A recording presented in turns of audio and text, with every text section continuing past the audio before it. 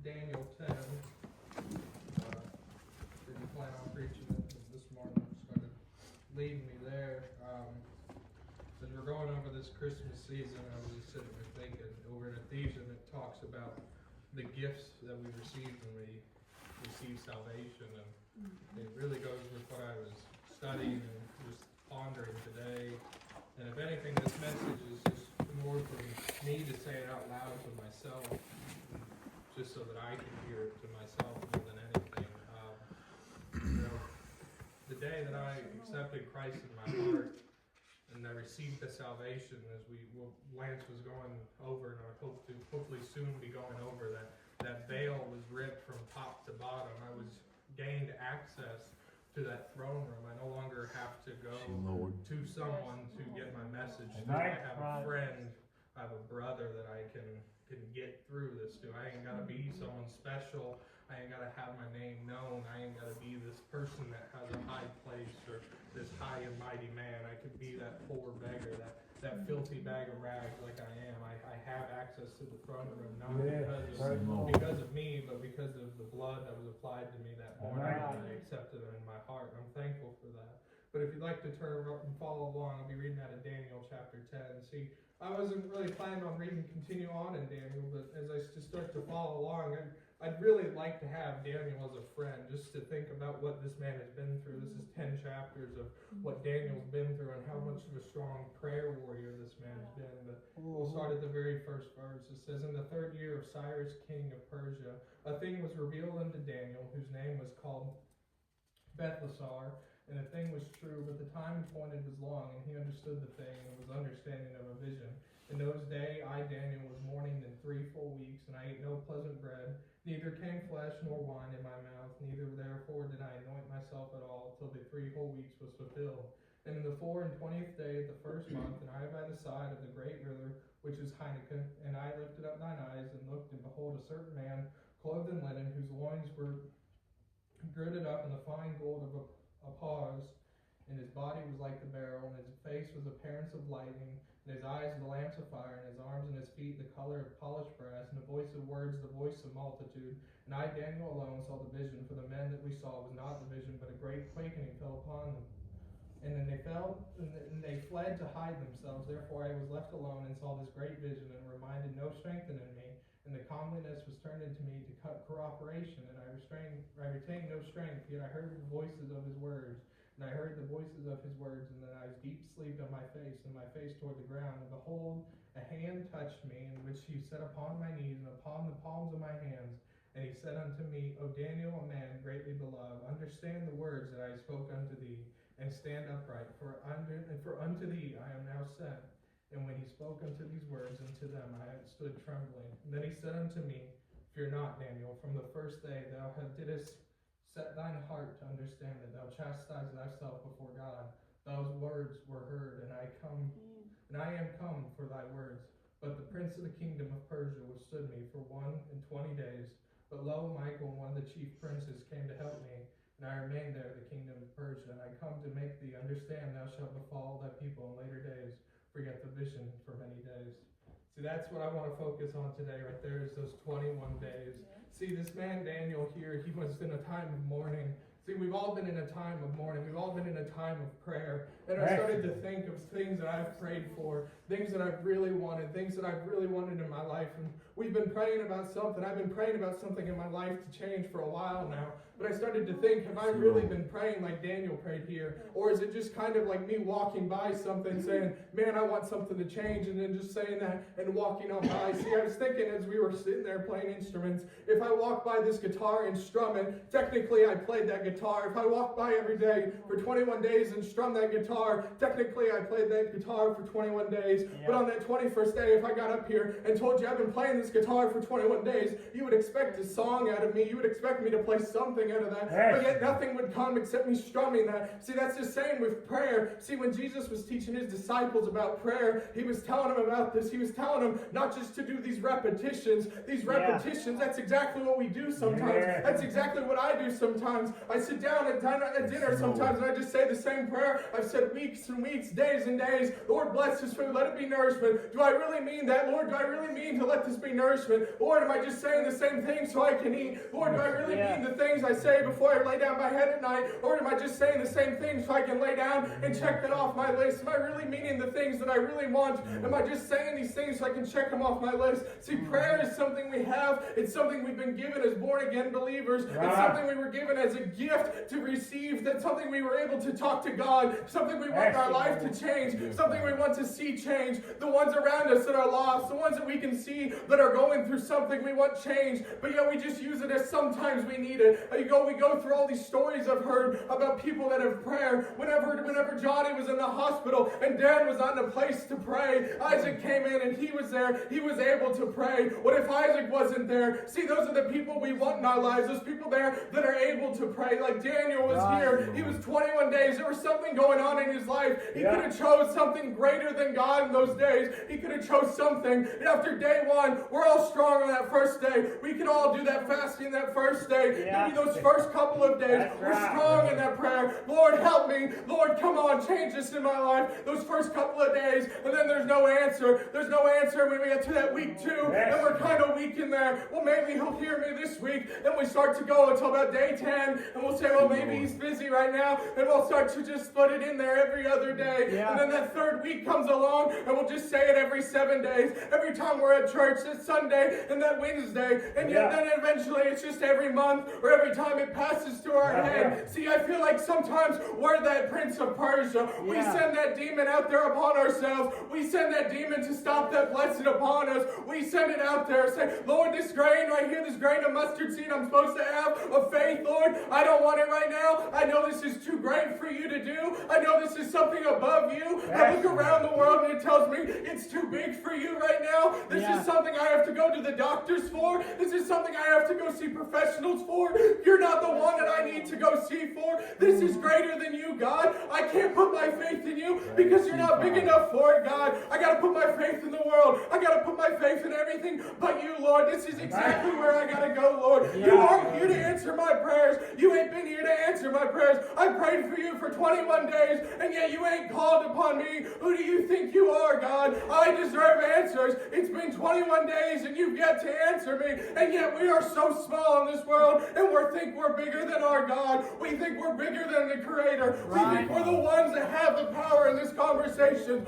We think we're the ones that own God, but yet if we just take a step back and realize if we just keep the fight on, keep going on in this fight, how small we are, how easy God could snap his fingers and split this world in half. If we could just take a step back and realize the blessing he gives us, the next breath that comes out of our mouth that's not deserved, if we could just take a step back and realize what we truly deserve and what he's given us, the blessings along the way, these things we want for, these things we yearn for, the things we think we deserve, the things we pray for. There's a lot of things in my life that I want. There's a lot of things in my life I think I deserve. There's a lot of things I look around and I see the people I think that don't deserve it get the things that I think I deserved. I know we've all been in those situations. We look around the world and say, how come they get those things and I'm still in want? I'm still in need. Why are these things happening to me? And that's exactly where the devil wants you, because he knows if he can put that little seed of doubt in there, he will water that seed of doubt before you'll water that prayer daily. Because if he can put that seed of doubt in there, it grows quicker than that prayer, because the world will water that seed of doubt with you. The world won't water that prayer with you. And I love the group chat that we have at this church because it's instant now. I bet you the devil hates that. The second we need a prayer request, we can send it out into that group chat. We can send it to Facebook, but it's full of fakes. But if you find the true prayer warriors, the ones that will pray with you, the ones that will earnestly pray for you, that's where the work gets done. That's what the devil's afraid of. That's what the devil fears. But you put it on the Facebook, and they'll say, oh, I'll pray for you. What's happening? You got to tell me what's going on. And then the drama spreads, and that's exactly where the seed of doubt comes in. But yet you get to the ones that will pray for you, like we were going over in Sunday school, the Simeons and the Anns, the ones that will fast with you, the ones that will pray pray for you, the ones that will fight for you, the ones that will put the armor on and lift you up when you're in the season of doubt and when you're in the seasons of trouble. Those are the friends that you want. You want a Daniel on your side. This man has been through the lion's den. This man has seen the men thrown into the fire. He's seen what God has done. Those are the ones you want around you. The ones that have seen the things and come out on top. The ones that have nothing to show for. They ain't got the mansions. They might have a title of preacher. They might have a title of pastor. But they ain't got the Rolls Royce. They ain't got the Lamborghinis in the parking lot. But they got the faith. They got the scratches on their armor. They've got the things that really count in this world. Those are the ones that you want at your funeral. Telling the people around you, this was the man that fought with God. This was the man that fought with him tooth and nail. He went to the ends with him. He did exactly what God wanted him to do. He's in a place now, his hands around God's neck, thanking him for the blessings here on earth. His race is ran, and look at all the people here that have stepped in his way, that he's blessed on this earth. And once you step into this place, you get to step over across that river, and you can see all the people that you blessed beyond here. And those are the people you can't wait to see. I don't know who I've touched here. I don't know if I've touched anyone beyond the rivers over there. But I know if I continue this battle here, if I continue praying, if I continue trusting in him, it's hard. This flesh wants to give up. This flesh wants to throw the towel in. It wants to give up on the prayer. After day 4, after day 1, after hour 1, it wants to throw it in. Where's my miracle? I need my miracle. It's supposed to happen this way. I'm 26. That's supposed to happen. What's going on? You look around you and you just want to throw it in. I'm a Christian. I go to church Sunday. I go to church Wednesday. You got the things of why it's supposed to happen, but yet you just strum the guitar as you walk by and you just continue on, and you really are just a fake Christian at heart. You're just a fake guitar player. You're a fake whatever. You will never become good at what you do if you just pick it up for a while and you think you're good at it, and then you set it down, and then a couple weeks later you pick it up and you start right back where you were when you picked it up the first time. You can't continue on. You can't get better if you just keep picking it up every once in a while. You got to continue the faith, and it's a lot for me to say this. I've let it down a lot of times. I put the cross down. I put my faith down. I put a lot of things down. If you guys can around the house, it's a lot of hobbies I've put down. There's a lot of things I think I'm going to do, and then once I start doing it, I start to realize how bad I'm at it, and then I put it down. I don't give it a second try, and that's a lot of times with me with prayers. I pick it up for a while. I carry it with me until I can no longer carry it because I think I'm owed something. I think I've deserved it by now, and I leave it there for it to die, and that plant will die. That seed of faith will die right there where I left it, because no one knows that I'm carrying this burden with me because I carry it alone, because that's what I think I'm supposed to do. You guys are too busy to carry my burden. You're too busy to worry about my worries. You're too busy to worry about what's on my heart. You're not worthy to know what's going on in my life, and that's exactly what the devil wants. He doesn't want me to tell you what's going on in my heart. He doesn't want you to tell me what's going on in your heart. You're too worried. You're too busy. He doesn't need to know. He's afraid of group chats that are called study group. He's afraid of Wednesday night Bible studies. He's afraid of people that get into the books. He's afraid of people that get on their knees. He's afraid of the ones that get into those private places. The Bible tells us of those ones. It says in Matthew chapter 6, where he's talking about those ones that pray in public places. The world's not scared of the ones that pray in public places. The ones that make it known. The ones at the restaurants say, Lord, here, bless this food right here. The world's not scared of those people. Those are attention-seeking people. The world's scared of the ones in the closets at night, where you can see the dents of the knees on the floor. That's what the world's scared of, because that's where the work gets done. In secret's where the work gets done. Yes, we're supposed to pray publicly. I'm not saying not to go pray at public places. I'm saying don't make it a spectacle. Don't say, Lord, everyone look at me while I pray over this food. Look at me, I'm sitting at my lunch table at work while I pray over this food. Let's do this before. No, it's not about this. It's not about me. It's not about us going to church and we go out there Easter Sunday. It's not about the people that drive by and we say, hey, look at us. We're out here on Easter Sunday. We're better than you. We're out there for a different reason. We're watching the sun come up because Jesus came up that morning. We're out there for a different reason. We ain't out there with business cards saying this who goes here, look who drives by. No, we're out there for a different reasons. The ones that you drive by and say, this is sponsored by so-and-so. Those are the places you should avoid. That's not a church. But I digress. We need to focus on the ones that are focused in the prayer closets, the ones that are down on their knees in churches, the ones that carry those ones across the finish line. I love watching the videos of those runners that give up their race so they can go back and help the injured one across the finish line. Because it doesn't matter what place they get. It doesn't matter if I finish my race before you. I want you to finish your race with me. This race means nothing to me. If I make it to 99, I make it to 99. But if I make it 99 by myself, it's going to be lonely. I want people over there when I get there. I want people I've helped over there when I get there. I want people I've affected over there, because that's what's going to be great. When I get over there and see those smiling faces, see the ones that I've just told a little bit about Jesus Christ. I can't save them, you can't save them, but the ones I've prayed for, earnestly prayed for. We've all prayed for a lost person, but when's the last time we've earnestly prayed for a lost person? When's the last time we've actually got down on our hands and knees and prayed for someone individually? Not just say, oh Lord, remember the lost. Or why don't we say someone we think's lost? Lord, remember so-and-so. Lord, remember this person. Help me be a light to this person. Help me be something to someone, Lord. That's how we get people saved. Not just half-washed prayers. This repetition. I was once raised in a church where it's the same prayer every week. Same prayer for food. Same prayer in the morning. Same prayer for this. It's just vain repetition.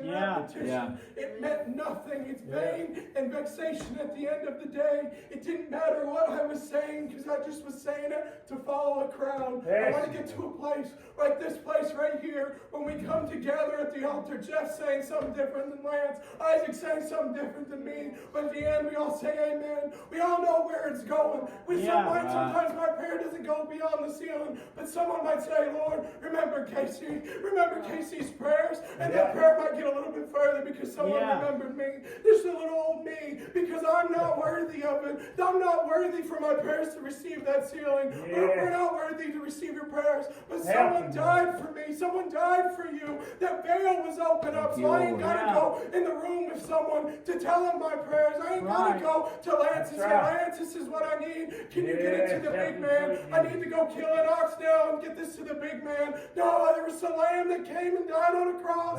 His blood was shed innocently so that my prayer can go. So I ain't got to pay nothing. I didn't have to pay anything that morning I was saved. I had to give everything up, and it wasn't much because I didn't have anything. That's all I had to give, was absolutely nothing. But yet it was worth everything to me. That was the price for it. And I was granted access to the greatest room in their life. I was granted access to the greatest room in the universe. And my prayers get to go there if my heart's earnest, if my heart's humbled. This heart gets cluttered sometimes, but yet there's someone around me sometimes that just remembers me. Says, just remember Casey when you pray. Remember his prayers. Lord, lift him up. Sometimes he gets troubled. Sometimes he falls. Sometimes he just stumbles and he needs his prayers answered. And they go a little bit further. And I'm thankful for the people like Daniel in my life. I'm thankful for my wife when I'm down. She picks me up. I'm thankful for my family, my extended family that picks me up when I'm down. The one that prays for me when they see I'm struggling.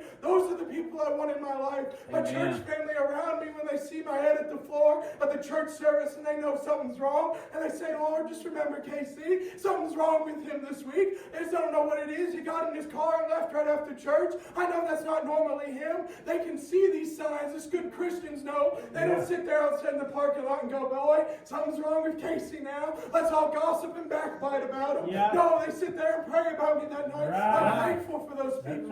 But I'm thankful most of all that I've got a place where those prayers go. I'm thankful that they don't go to a ceiling. I'm thankful we don't write them on a paper and put them in a bowl. I'm thankful that I've got a brother that answers those prayer requests. I'm thankful that I know that sometimes they don't go anywhere and I've got to get better. I know that sometimes I can't go out there and sit all weekend and come in here Sunday and say, Lord, oh Lord, answer these prayers. And then act shocked when they're not answered. I got to try for these prayers. I can't go out there sinning and he can't just go out there forgiven just because I think I'm just the greatest thing that God's ever given to this earth. I've got to try for this. this. I've got to go out there and try to be that Christian. I've got to try to follow this book. I fail every day. I die daily to sin. But yet if I could just humble myself every night, every day, every time I bow my head to pray, and just remember that I'm nothing but a bag of rags. And as I lift my hands up in the air and say, Lord, remember me. Remember me whenever you see me. Just send a little blessing my way. Give me the next breath so that I might be able to tell this lost soul about your son. Just these small things as we go through day by day. Remember, we aren't guaranteed tomorrow, but yet I'm thankful that he gives me this next breath to breathe. I'm thankful if I don't wake up in the morning, if I don't get to celebrate Christmas. It's going to suck for the people that have to return my gifts, but I'm thankful that I'll be in a place where I ain't got to worry about wrapping a gift. I won't have to worry about the next Christmas party. I won't have to worry about a thing. I won't have to worry about tears. I won't have to worry about sickness. I won't have to worry about a thing up there except the next song we're going to sing. And I can't wait to get there. And it's not because of me. It's because someone's prayer was answered. Someone prayed for my lost soul. Says, Lord, save that lost boy right there. He was raised wrong, Lord. He's raised a sinner. He was raised not knowing, Lord, that he needs to be accepted by you. He was not raised right, Lord. He needs to be accepted into you. He needs the blood applied to you. And that's all it takes is a little prayer. They didn't know one day it was going to be. I'm sure they were still praying the day of. And the day that prayer was answered, I guarantee you that wasn't the last prayer for me, they said. I'm thankful for prayers because it's a way we can communicate to our Maker. It's not a miracle thing. We ain't got to pray, and it's not like I pray and it's like a wish. It's not a genie type of situation. No. I don't pray for a car in here, and there's one waiting out in the parking lot. There's a lot of faith in it. There's a lot of waiting to it. Daniel waited 21 days for this prayer. I'm not saying 21 days is the time limit for it. It might take 6 years. Tammy and Lance waited 10 years for their wonderful children. It might take longer than 10 years. It might take for your whole lifetime before a prayer is answered. But sometimes the prayer is not answered because it's answered by not being answered. And that's the thing. We have to trust in God's perfect will. And that's where our faith is. And it's His perfect will. And thank you for the message. Thank you. Good message.